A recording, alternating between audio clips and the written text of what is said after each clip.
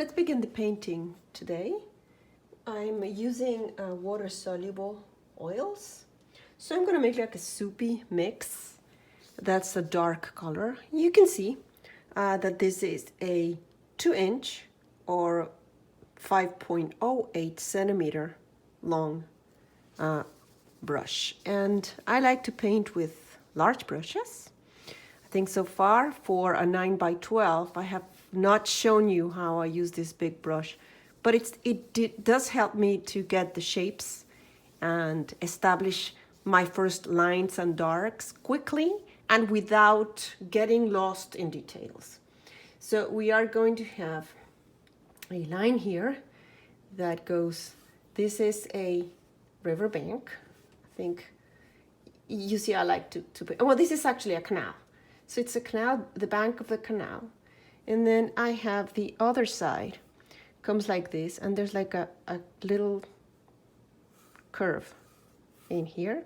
And of course, you know, in the reflections in the water for the canal usually go dark. So you can see how I'm using it for getting more large shapes like this and getting smaller brush strokes like this. There's a little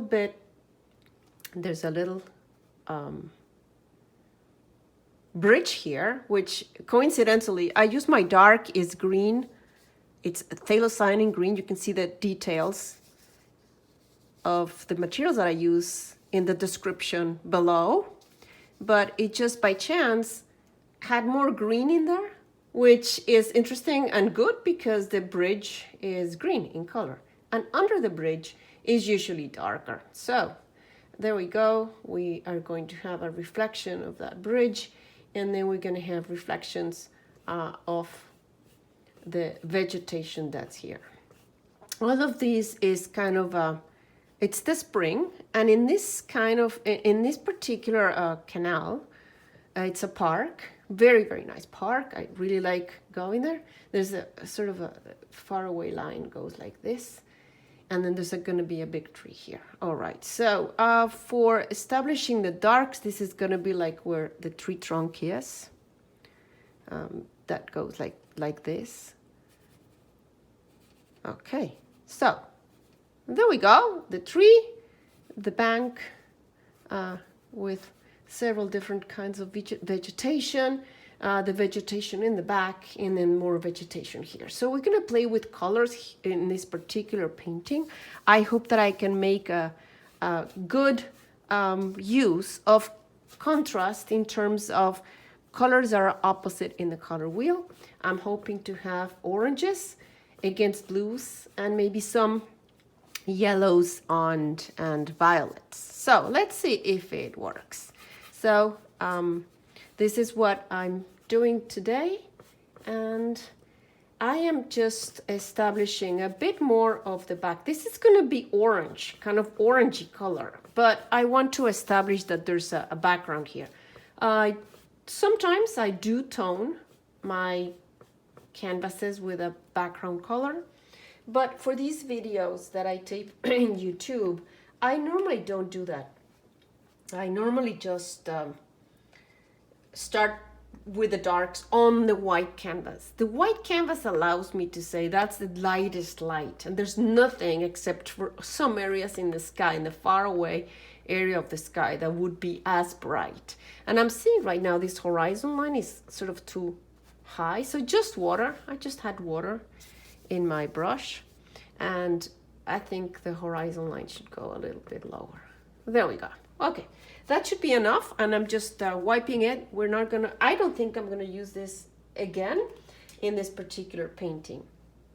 So we go for, like I mentioned, big brushes, and let's get started with colors. So we're gonna do the red, and we're gonna use, this is the permanent alizarin crimson, and it's yellow ochre.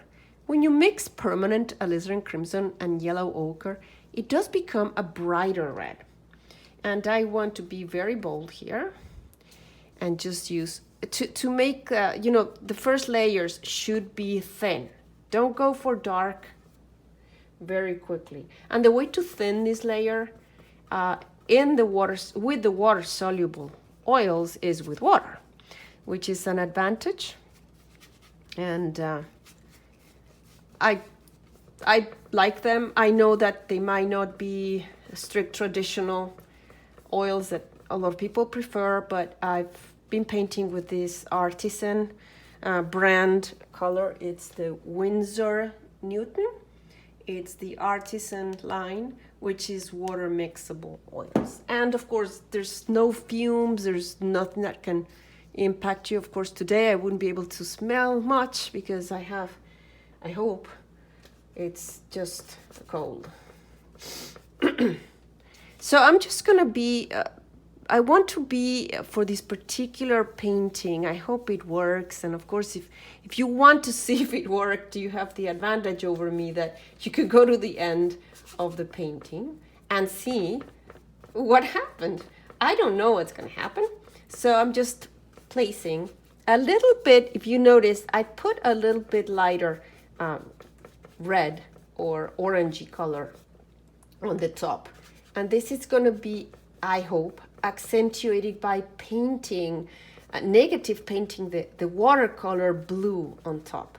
Now it does also look lighter, not only because I used a little bit more of the yellow ochre, but also because I painted on top of the area that I had left white, and that was on purpose. So the closer we are, or the closer things are to us, the darker they are, actually the more contrast they have.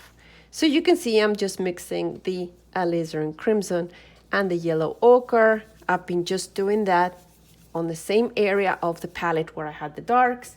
And here I'm just going to be just putting big bold statements, they call them. So big bold brush strokes. And this is going to be the front of the area of, in the painting of, it's like bushes right now. So it's the spring. It is starting to get some leaves in there with nice colors, and I am actually accentuating those colors. So when we go in the lighter in the area in the back, it shouldn't be as strong as in the front. And usually there's a little hint of blue in the colors in the back. So let's see if this could be, it's probably too dark. So I'm gonna start taking some white. I spread the white down because when I need to use white with blue or with orange, I can take the white from different areas in the palette. That's a nice pinkish color. And this is going to help us establish that this is in the back. I like that. And of course, it is mixing slightly with the green that I had before, which is fine. And then I'm going to use a little bit more of the yellow. The white makes things cooler, and the yellow makes things a little bit more warmer. Now, I don't want to go too warm, even though photographs actually sometimes show very warm in the back. But I think for painting, at least that's, in my view, in my opinion, and my own taste, I like to see them not as bright when we're painting things that are more in the back. So for now, this is, you've seen how I've been mixing the colors, and this is basically what I'm getting. And then there's a reflection on the water. Reflections in the water are always darker. So I'm going to start using a little bit of the Phthalocyanine green that I have with this same mix I had before. So I'm using the same area in the palette on purpose to harmonize my colors. But you see how nice purple I got. That was Phthalocyanine green and basically the red on top of what I had before. And that's what I'm going to be using for some of these reflections in the water.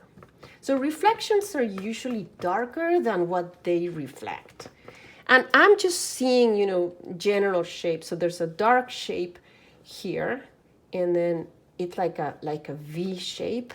And then we also have a little bit more of the dark on the bank of the canal. So the bank of the canal is dark, where the bank, or where the yeah, where the canal meets the water, it's the darkest, there's less light coming through. And in this particular image, I just want to sort of lose it with the vegetation, not make it a very straight line. In other paintings that I have, you can see that I actually did sort of a line, but I break it down. I normally don't paint a straight line like that, but just dot, dot, dot, dot. I think it just gives a little bit more sense of a painting. But it's up to you. If you're painting your own painting, make it yours. So this is reflecting what's on top. And I think, I mean, that's what I do. I don't have a formula, but I think although it has to be darker, I think it was probably a bit too dark, especially for the back end. So I just added a little, as you saw, I just added a little bit of yellow. And in here, I just want to lose this with the front. All right, so how are we doing for the shapes? I think the shapes are coming along okay. This might be a bit dark. I hope that you can see well. I paint with natural light, and today is a gloomy day in the spring. Anyway, let's now establish the back end. So the back end, I just want to make, like I said, blue, pushes things back and also makes things lighter. So this might be too light. Now, there's an advantage of me using this gray palette. You can see the description below. Because when you have a grayscale, this gray palette is maybe 50 or 40%. What this means is that your lightest light can be 10% or even lighter. So white is lighter than the 10%. So my sky, I want it to be probably that color, not necessarily white. So this gray is coming along around this area. Although it's getting lost in the palette, it's helping me. The palette is helping me identify that this is going to be a good color, a good tone for the back. And it actually may even be a bit too dark. So you see, I like using this palette because it does help me prepare these there. I think that is probably a little bit lighter. And sometimes, you know, for the back end, even though you see colors, my recommendation, I used to get very lost in trying to match exactly the color that I was seeing. But if you want to paint loose, this is going to be, hopefully, a loose painting. Don't go necessarily for matching exactly the colors. Just put this sort of gray, nondescript back. This was a sunny day when I walked here in this particular park, and I really liked the sensation of the atmosphere. So remember, the sky is going to be the lightest, and we're going to have these bushes here. Now I forgot to paint something here. You probably, if you have seen any one of my other videos, you will see how I paint sometimes these things that are out of focus. And what I say is, I believe this particular painting is going to end up being either these could be the focal point, which is the darkest area is under the bridge and its reflection, and then very light water, the color of the water, or it could be this tree. I don't know exactly what's going to be the star of the show. But whatever is not the star of the show, I like to paint blurry. When we are seeing nature and we're getting caught in looking at something, what we see is focused, but everything else is out of focus. And when we paint, we tend to turn around to look at the thing we're painting, and then we put it in focus. And that's what I think it's very interesting to paint out of focus, the things that are here. And there were a couple of tall trees here, very springy like, so they don't have many leaves yet. So I'm going to come back with the sky negative painting to make sure that these look like out of focus. And I think that's probably it. Just adding a little bit of that color also in the back to harmonize the painting better. Okay, and I may go back and put some accents later on, but let's just now work on this area. This area is an area that's more yellowish. So I haven't, as you have seen, I haven't actually cleaned the brush, and I haven't changed the brush, and I may not change it, who knows. So this area, oh, definitely more yellow. I might need to get some more yellow. And there are brighter areas around here. I believe the sun was hitting this way. So just sort of smudgy yellow, and definitely this tree trunk is just sculpting it. Try to sculpt it out. And then there were some vegetation here that was sort of covering this area. So I think this is too white. So what I'm going to do, because yeah, the bank, the rocks in the bank were getting light, but definitely not that light. I think it needs a bit more of the yellow.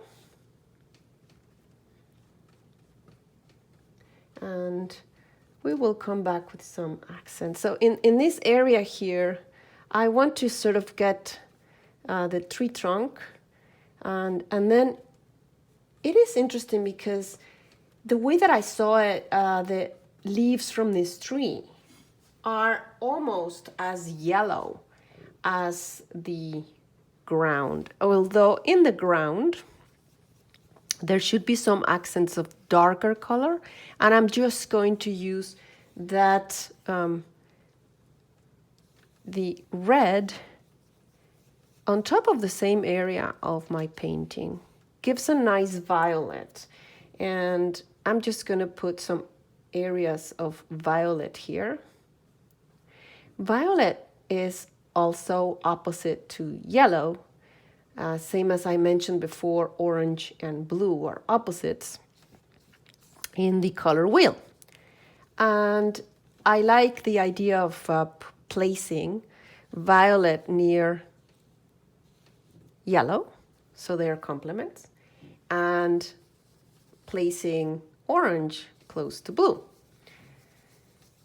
Contrasts, either light, dark, or this kind of contrast of colors in the color wheel, catch our eye and our attention and make a painting more interesting. So I am going to attempt to play with that. So this is sort of a, yes, it's sort of a violet-y kind of color that I am just putting in here. And then I will come back with more yellow. I may need to squeeze out some more yellow. I underestimated the amount of yellow that I needed. But for the tree, in some areas it's really very yellow. But if I have this sort of a violet color, and I'm going to make it just slightly lighter. So if I have this violet color, if you saw, this became a bit more violet, biased a little bit more to the blue rather than the red. So if I add red, it's what I call more purplish. I don't know if I'm right, but I call the more bluish violet and then more red purplish. And for the contrast with yellow, I have an idea that maybe the more violet might be more interesting. And also if it's a shadow, it should be bluer. So I'll be playing along with these lines on these colors. Okay, I think this could make an interesting painting, but of course you have the advantage of me. You can actually see if it is a good painting or not. I don't know. Okay, now this area of the bank would need to be a dark area, and the reflections are actually a bit lost because of this tangle of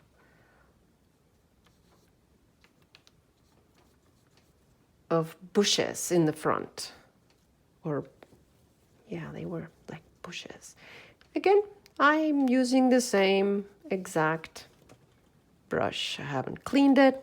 And if you see, I'm trying to use the brush. I like to use it as long handle, so I can use as far possible. So it's a loose touch. You're not drawing, you're painting. So when we are painting, it should be looser. And sometimes you have seen me grab the brush a bit closer to the end, and that's because I'm painting at an angle, so that you can see better. Anyway, okay.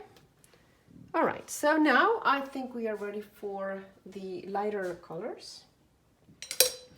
And one thing I'm going to do is give myself a bit more of the yellow ochre. I do have cadmium yellow light, but sometimes I like to use these earth colors, and I am going to use the same size brush that I had before, and this is going to be for the lighter colors. So let's begin with the sky. The sky had a lot of different clouds and cloud formations that day.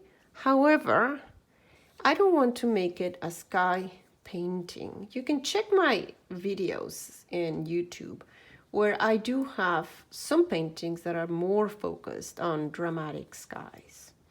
But because this one is going to be one of my experiments of painting looser and just making less detailed statements on what exactly are you seeing, I just want you to get the impression with the different colors and brush strokes.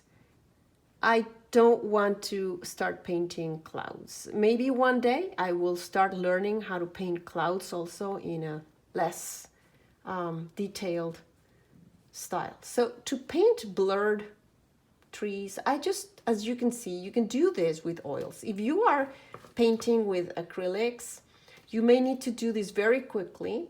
Use a stay weight palette, preferably. I recommend that highly, so that your paints are staying wet, and you can do this. This effect is an effect that's very typical for oils, and that's what I meant by blurred. So I just want it to look like it's blurred. You know there's something in there, but I don't want to be very specific. And now that the brush has these colors, it's not a bad idea to do a little bit of the same with the back and just get the back a little bit lost in that imaging. Okay, now there's not that much sky that we see through, because this area is going to be more of the yellow color of the tree. That's more of a yellow tree. All right, so how about if we do this and we let the viewer try to guess where is the sky end and where does the vegetation start in the back. That might be a nice thing. Sometimes I like to say you don't need to describe everything to the viewer. I like this area, I like how it came out, and let's tackle the water and the reflection in the water. Okay, so I'm really daring here because I'm tempted to go for a smaller brush. Okay, you saw me get a little bit of the Viridian green, so I can get a more turquoise color.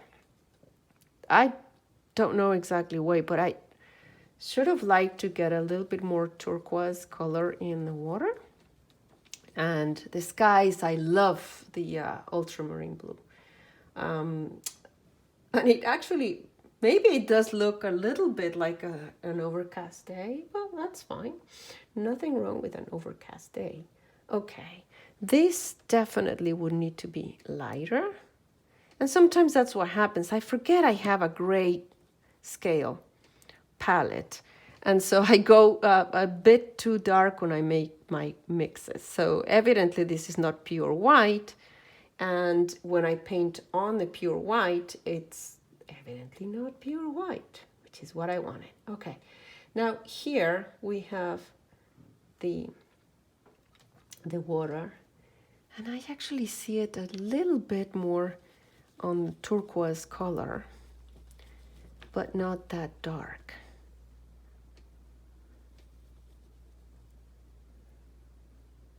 Yeah, I think that's a nicer, well, we can mix and match, okay?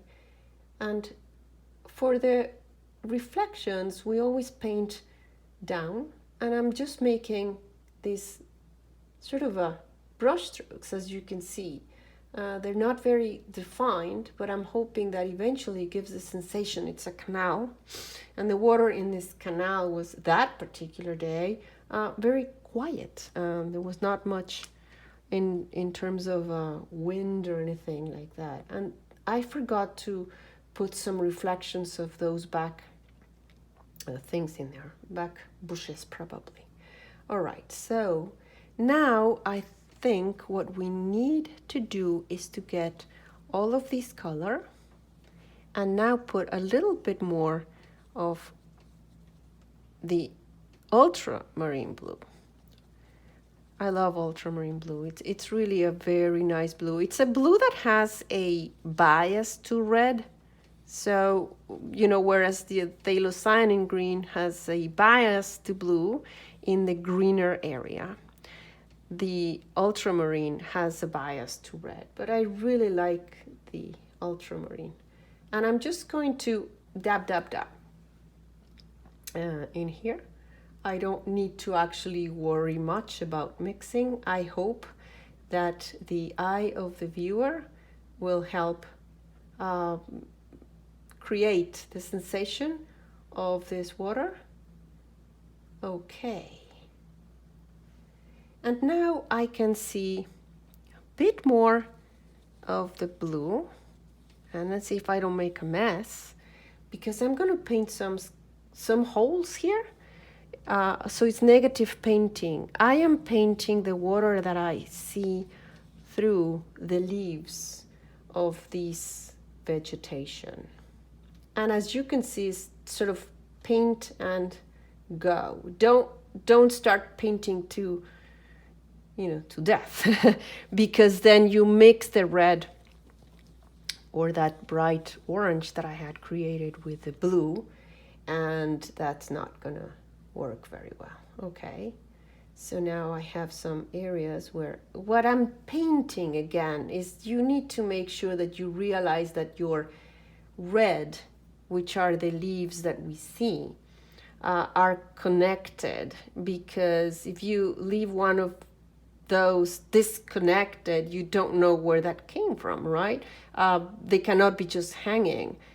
Whereas the blue can really be separate, because you can see a hole sometimes, through the vegetation. And that's what I'm just trying to give that impression. I'm not very good anyway, so here I just want to do sort of the same as I did over there by just painting sort of, let's see. So I'm starting to try to paint these leaves or the sensation of them, but I don't want to be very specific defining all the leaves, and I do like the effect of blurred. So maybe if I just go like this, it may work. I don't know. Like I said, you have an advantage over me. You can see if it worked or if I just made a mess. Okay, so here I just made an opening. Let's just use it. It wasn't really that big of an opening there. And if it doesn't work, you can always come back. And so, yeah, I think this is just giving the impression that we did have some leaves that pop up in there. And so through those leaves, we can see some of these reflections of the water. All right, I think I need to use, that's why we have the other brush that we used before. But I think in here, I need to open up a little bit this blue so that it gives a sensation that these are the leaves in the front. And there's a little bit of blue peeping through here, but not too much. All right, well, I think for water, that's it. So I'm going to just wipe a little bit of that color, and I have been using paper towel for these videos, but in real life, when I'm not taping, I use t-shirts that are old and broken, or so I just cut them and I use that fabric.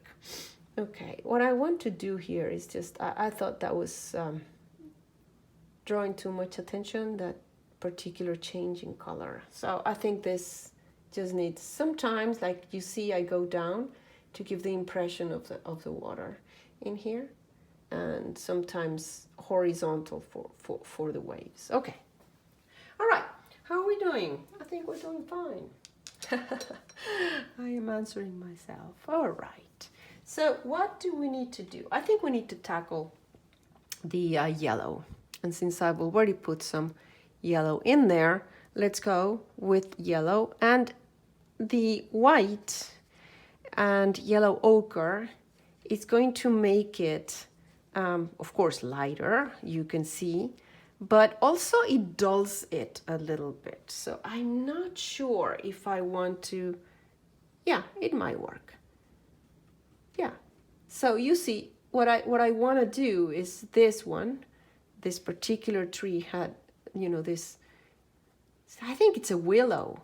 So it just goes like, you know, some branches are going down, and I just want to get the sensation that there's a tree over here that's in the yellow. And with the purples that we use, what I call purple and what I call violet, it's giving me, hopefully, the volume of those leaves, hopefully.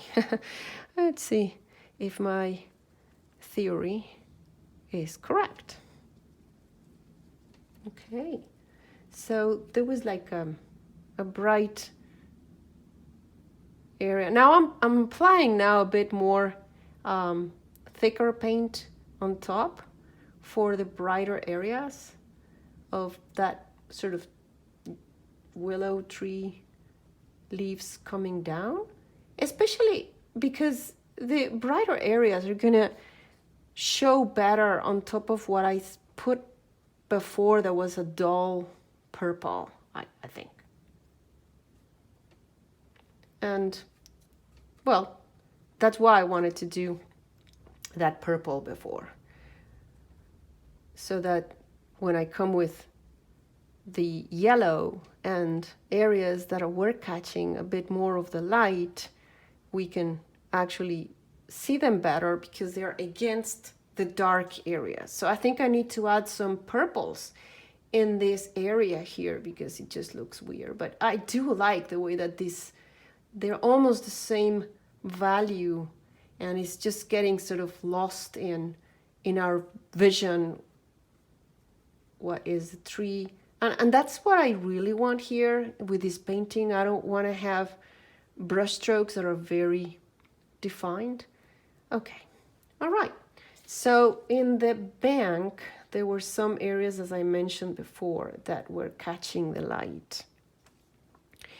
And I had previously put them. So let's just try to establish. I mean, this is like exactly like, I think, rocks. Yeah, they're like a stone wall in here.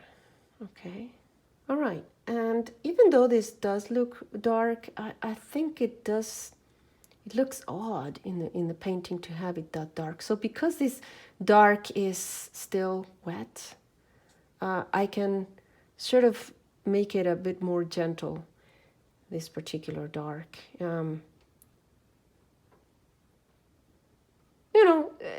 it's very good to have a reference photo.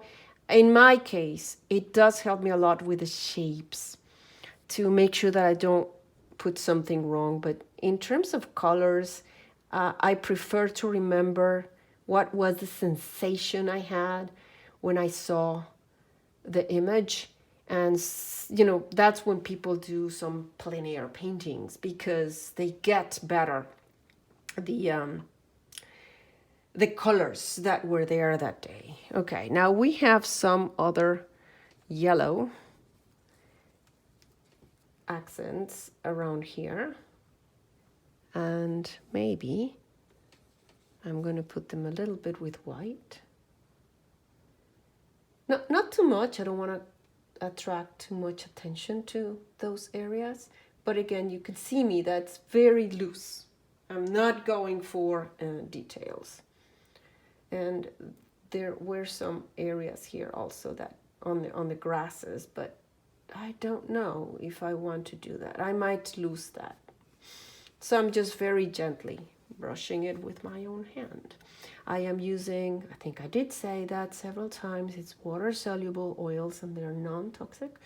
So I can use the hand without worrying too much. And now let's do the bridge. Now I did mention that I had forgotten to paint in the back end. So we have this, this is more of a darker color. So I want to do those reflections that we had, and why not? I mean, I'm just mixing these colors with the sort of purplish that we had before, because, you know, as I mentioned, in the reflections in the water, usually darker than what they are reflecting. And if we had just the water there, I think it would have felt odd, I think. Okay. So now with this same brush, I am gonna get a little bit of white, and I put it on top of the color that we use for the water, because that bridge is green, and it's really, really like super shiny green. I don't want to do that. I think it looks great in person when you see it, but in my painting, at least, I don't want that bridge to be that bright green, you know, like phthalo green. So you saw what I did. I used the mix that we had for the water. I used more of the phthalocyanine green, the white, and then I muted it with red. So it does look gray, and it's gonna, I hope, yeah, it does look green here, but it's not that bright green. Actually, it does look a bit more gray than I thought. So that's what you always can adjust, you know, colors and tones. Yeah, I think this is more like what we see there. And I will reestablish that dark. I shouldn't have gone that much in there, because the darker area is always under the bridge. That's where the bridge is not getting any light. And it should definitely be the darker area. It's under the bridge. And then the reflection wasn't really that dark. I have no idea why I put that thing in there, but I like it, so let's just put something there. All right, how are we doing? I think I'm having fun, and I hope you are enjoying. If you want, you can check some other videos in my channel. And I think it's just a matter of establishing, probably this is the smudgy area that I don't like. Let's just break a little bit of the bridge. Broken colors are very nice, and I like using them. So instead of just having the bridge all the same, I just do a little bit of a broken color in there. All right, I think we're moving along fine. And now Let's see, we need the purplish, darker purplish colors. I'm going to get this purple with alizarin crimson and phthalocyanine green. And I am going to add a little bit of white, because even though I want to establish some darks, I don't want them that dark. Now, you saw that I used red and green. It does look blue because phthalocyanine green has a blue bias and alizarin crimson has a blue bias. But I want to make this a bit more to the red. And that's going to be for establishing, oh, it still looks very blue. Okay. And it still looks very blue. I've no idea why I want it more red. I think red is warmer color than the blue, definitely. And it's still in my painting. It does look a lot more blue than I thought. Yeah, I think this is a bit in between that blue and red, and I think this was either too dark or too blue. It was just grabbing my eye in the way that I didn't like it. It was too dark compared to the rest, and now it's too light. So I'm hoping that I can reestablish a bit of this tree trunk and then some of these areas in shadow. Yeah, this is more like between this red and the blue that I had before. So I'm just trying to cover what I had in terms of some of the yellows to make the yellow pop up better, or the lights. Sometimes putting dark, maybe not that dramatic, but sometimes putting dark under, especially if we are trying to say that, or in the painting we're trying to say this is a willow tree, and the willow tree has these very typical branches that come down. It's always good to have the dark under defining the shadows of that area, and then we put the brights on top.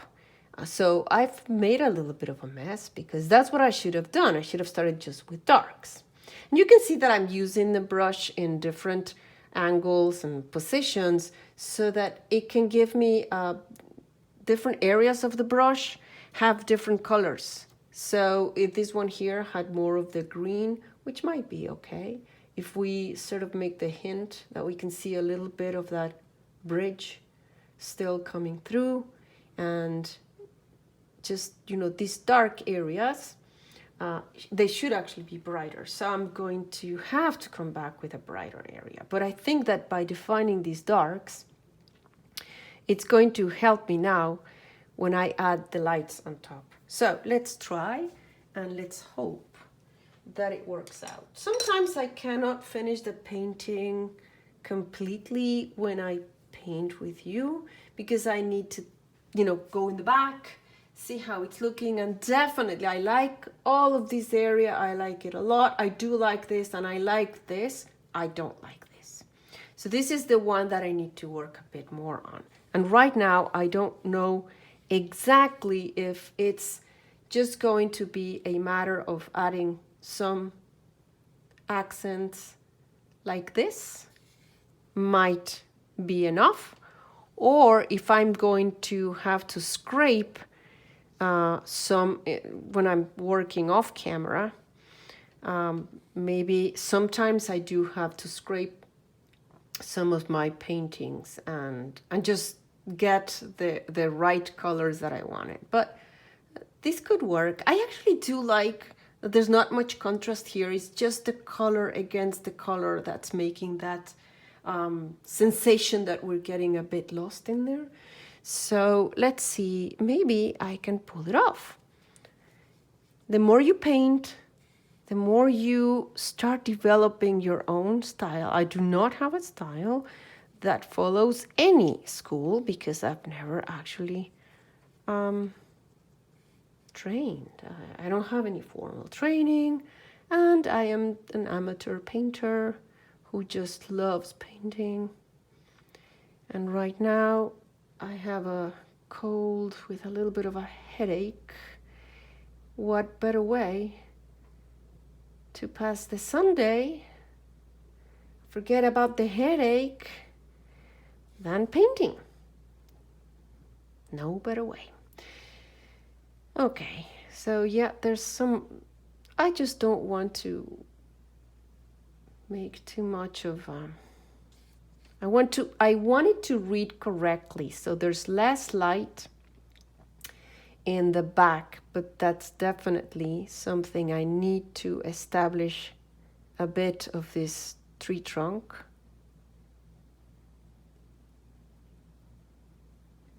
Yeah, by using negative painting.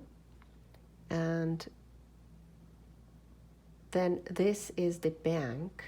So maybe, even though I don't see it, maybe the bank should have more of the red. I see it all very yellow, but it's sort of getting in the way of the branches of the tree, which is weird. So maybe a little bit of orange. I think it did improve a little bit. And now, yeah, I think I'm going to be going for orange. And it's a dirty orange because I'm making it on top of my darks here. Ha! I think it was too dark. So I think it was good that I put it here. So this is kind of a bricky color, not very descriptive, but it's definitely a bit warmer than what I had before. And I like mixing the color temperature. I don't know how much you know about the theory of color temperature. In color theory for painters, the coolest color is blue, although for physicists, in the scale of the refraction of that particular blue, it's the warmest. So I don't know how to explain that, but physics and painting sometimes go opposite. Anyway, so if I just establish that kind of dirt color coming here in the back and coming here, I think it might look a bit better than it was before. And then the bank, I just wanted to make it less striking in terms of the change of brush strokes and colors here.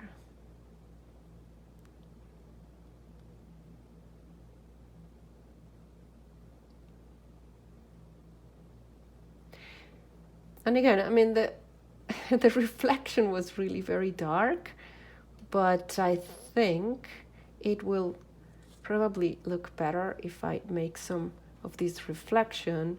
Now that I have the paint in my brush, I am sort of trying to reflect the same color I had been using here. I think I made this too dramatic a curve. It doesn't really matter because you know, I can be painting anything. I mean, any canal. So I could just decide to change the architecture or the call the engineer and break a bridge or something. I just did this to sort of open those leaves so there's not only opened here. And I believe I'm going to very soon call this done. I think the bright areas in here could improve if I try to make some dark, I've made the mistake before that you have something light and you want to get it lighter and lighter and lighter, and you continue painting on the light and it doesn't look lighter. So if I just squint my eyes and I see the areas of dark, that should produce more of the sensation of the light areas of this tree. I think that's the best way to establish those lights, is to paint the shadows or the darks around them.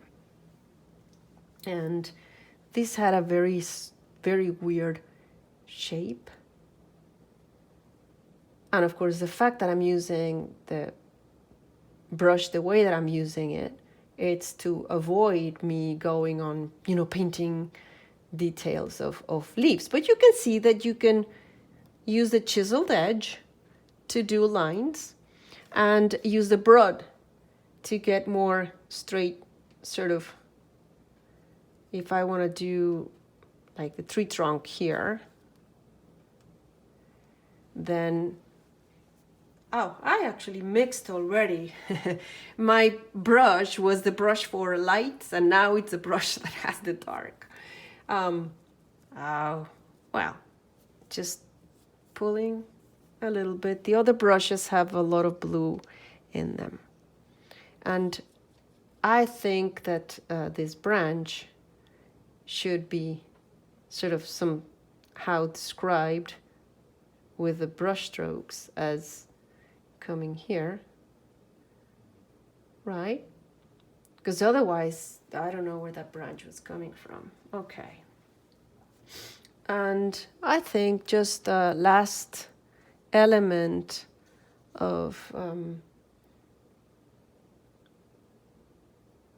bright in here.